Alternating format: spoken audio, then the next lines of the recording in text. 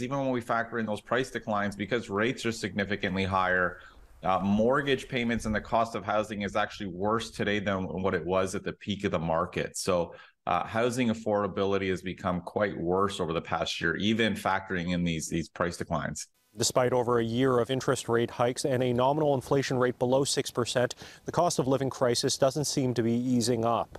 The rise in housing prices is spreading from major metropolises like Vancouver and Toronto as Canadians go further afield to find a home. People are flying until they qualify, and they're fleeing markets like Southern Ontario for Alberta, for Eastern Canada.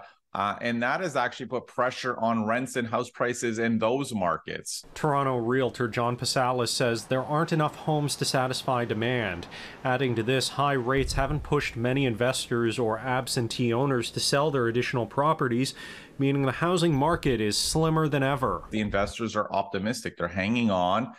They think, that this high rate cycle will be behind us sooner rather than later. And that's really what has kept a floor on prices right now, that we're just not seeing a ton of inventory hit the market. We have a lot of the properties, they are empty. Nobody lives there. So on one hand, we have a lot of the people looking for the properties. On the other hand, because the owners are not here, so they left the properties empty, then they just take the money, absorb the profits out of the ever-increasing property prices. Economics professor Yongjing Zhang says those absentee owners also don't feel compelled to rent out their properties, as the cost of a tenant could be more than they're interested in dealing with. Zhang adds that the return of international students after COVID may push the cost of housing upwards, but could add downward pressure on labor costs and inflation.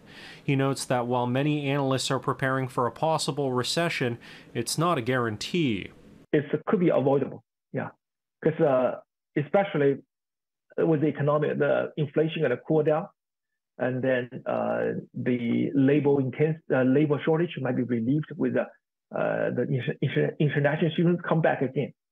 Yeah, so that could take some time. It will take some time. In Ottawa, Xiaoli Li, City News.